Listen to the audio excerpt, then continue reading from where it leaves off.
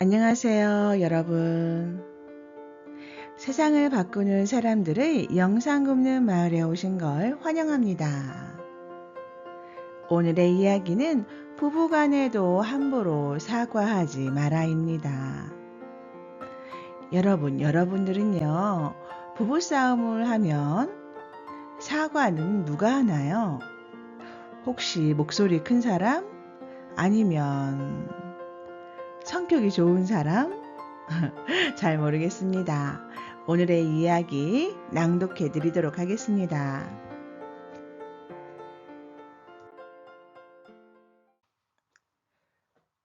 부부간에도 함부로 사과하지 마라. 사랑과 이해, 배려가 바탕이 되어야만 진짜 좋은 부부이다. 우리는 수많은 사람들과 관계를 맺고 살아간다. 관계의 의미는 둘 이상의 사람과 서로 소통하고 교류를 가지는 걸 말한다. 그 중에서 가장 가까운 사이가 부부관계이다. 특히 부부는 사회를 이루는 가장 기초적인 구성원으로서 서로 간의 신뢰가 무너지면 가정이 흔들릴 수밖에 없고 이것이 자녀의 불안감으로 이어져 우리 사회가 위협받을 수 있다. 따라서 건강한 사회가 되기 위해서는 가정이 화목해야 한다. 그런데 어떤가? 오늘날 우리나라의 이혼율은 세계 3위라고 한다. 주된 이혼 사유는 가정폭력과 불륜, 시댁 식구와의 갈등, 경제적인 이유 순이라고 한다. 주목해야 할 사실은 가정폭력이다. 아직도 우리나라는 가부장적인 성향이 강하기 때문에 남편에 의한 폭력이 많이 발생하고 있고 그런 까닭에 법은 가정폭력을 엄격하게 다루고 있다. 하루는 한 중년 부인이 남편과의 갈등으로 고민하다가 상담하러 온 적이 있다. 선생님, 저는 거의 매일 남편과 싸웁니다. 도무지 어떻게 하면 싸우지 않고 행복하게 살 수 있을까요? 부인에게 물었다. 도대체 싸우는 이유가 뭐죠? 이유를 잘 몰라서 답답합니다. 남편에게 표현을 잘하지 못하는 성격 탓도 있지만 남편은 성격이 매우 급해요. 작은 일에도 버럭버럭 화를 잘 내거든요.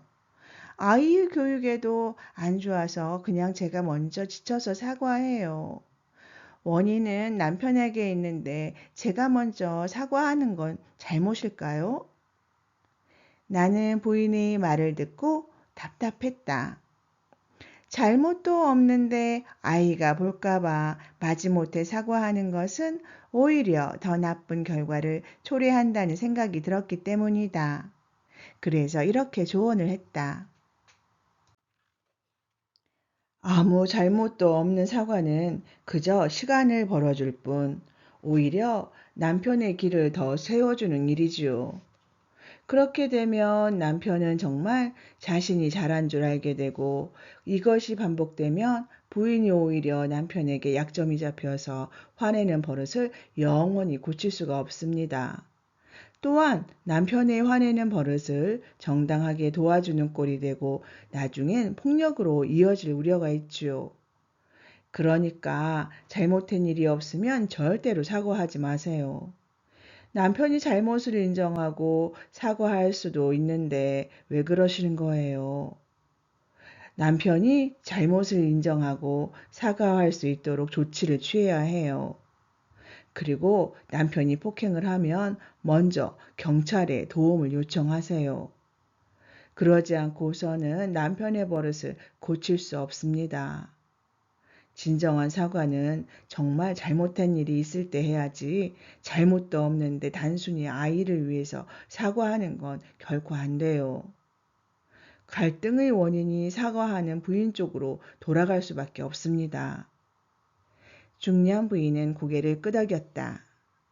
그리고 나는 재미있는 예를 하나 더 들었다. 한 신혼부부가 있는데 부인은 성격이 급하고 왈가닥인데 반해 남편은 성격이 온순하고 부드러웠습니다. 하루는 남편이 일을 마치고 오랜만에 옛 친구를 만나 술 한잔 하다가 전화도 하지 않고 좀 늦게 귀가했지요. 부인은 무척 화가 나 있었어요. 남편이 늦어서 미안하다고 했지만 부인은 볼펜과 종이를 가지고 와서 버럭 화를 내면서 다음부터는 늦게까지 술을 마시지 않겠다고 각서를 쓰라고 했습니다. 남편은 별 생각 없이 각서를 써주었다고 합니다. 그런데 그 후부터 남편이 자기의 심기를 조금만 건드려도 부인은 각서를 쓰라고 요구했고 그때마다 남편은 각서를 썼다고 합니다. 화를 내지 않겠다고, 시댁에 돈을 보내지 않겠다고, 용돈을 아껴 쓰겠다고, 심지어 술 친구들을 만나지 않겠다고 그때마다 각서를 쓰고 상황을 마무리했답니다. 부인은 닥달하면 이런 방구 없이 각서를 쓰는 남편의 행동이 재미있었는지 자꾸 각서를 요구했는데 그러다 보니 신혼의 재미는 사라지고 각서를 쓰는 버릇이 되어 있습니다. 물론 남편도 재미로 각서를 썼다고 합니다. 몇 년이 흐른 뒤 부인의 서랍에는 남편이 쓴 각서가 수북하게 쌓여 있었습니다. 어느 날 부부지간에 중대한 사건이 발생했습니다. 남편이 다니는 회사가 경영난을 겪으며 갑자기 실직하게 되는 청천벽력 같은 일이 일어났습니다. 남편은 새 직장을 얻기 위해 노력했지만 취직이 되지 않아서 술로 때우는 날이 많아졌습니다. 결국 부인이 대신 일을 시작하고부터 서로에게 소홀하게 되었습니다. 그런데 부인은 옛 남자친구와 외도까지 저질렀고 남편이 이 사실을 알게 되었지요. 부인은 외도한 사실이 발각되자 적반하장으로 남편에게 이혼 소송과 위자료를 요구하게 되었다고 합니다. 먼저 가정을 깬 사람은 부인인데도 법원은 이혼의 모든 책임을 남편에게 돌렸습니다. 왜 그럴까요? 그동안 부인에게 써준 각서가 증거물이 되었던 것입니다. 남편은 정말 미치고 환장할 노릇이었지요. 가장 문제가 된 것은 각서 중에 써준 언어폭력이었습니다. 백수 생활이 지속되는 것을 보고 부인은 사사건건 남편을 못마땅하게 생각하고 있었는데 이것이 부부싸움으로 번져서 서로 욕하고 싸웠던 것입니다. 그때마다 남편은 가정의 평화를 깨지 않기 위해 다시는 언어폭력을 하지 않겠다고 각서를 써주었던 것입니다. 상황을 보면 둘에게 모두 잘못이 있는데도 법원은 오직 남편의 언어폭력만을 문제 삼아서 이혼은 물론 위자료를 주라고 판결했던 것입니다. 사과도 해야 할 때와 하지 않아야 할 때가 있습니다. 이럴 때 필요한 것이 바로 지혜입니다. 부인이 각서를 요구하면 지혜를 발휘해 설득해야 합니다. 한쪽은 각서를 써주고 한쪽은 증거가 없으니 당연합니다. 부인에게 써준 각서가 오히려 화근이 되어 돌아왔던 것이지요.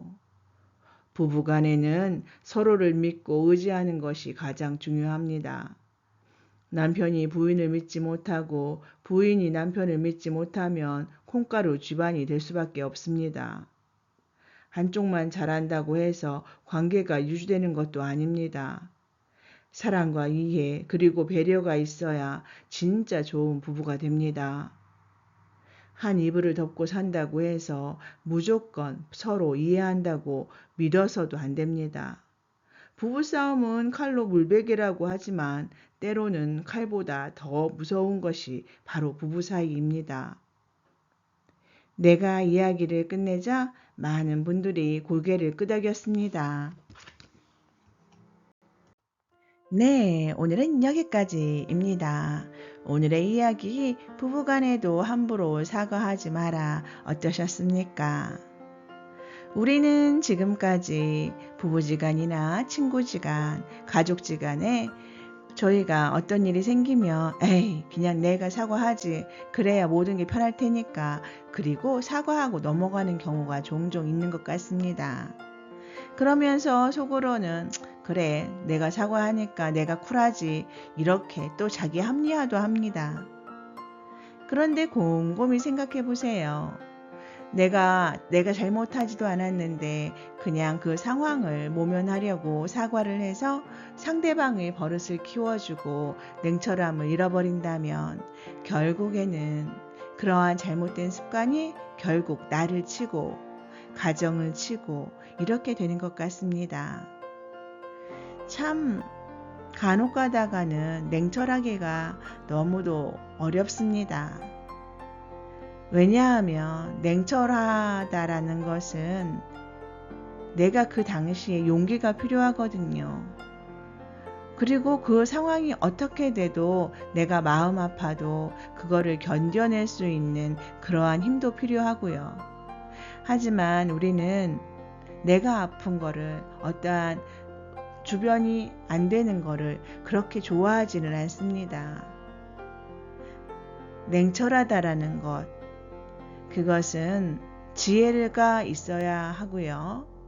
지혜가 있다고 해도 내가 그 냉철함으로 인한 그 아픔을 잠시만의 아픔이라도 받아들일 수 있는 용기가 있어야 하는 것 같습니다.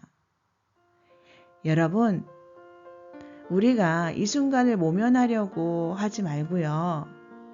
이 순간을 냉철하게 보고 행동할 수 있는 용기를 가져야 할 것 같습니다. 쉽지는 않아요. 그래도 노력해 볼 가치는 있는 것 같습니다. 예, 잠시 책 소개해 드리겠습니다. 통찰과 역설, 본질을 알면 모순이 보인다. 저자 천공, 발행처 마음서재입니다. 오늘의 이야기 괜찮으셨으면 통찰과 역설 구매하셔서 한번 읽어보시는 것도 좋을 것 같습니다. 여러분 정말 감사하고요. 오늘도 기쁘고 즐거운 하루 만드세요.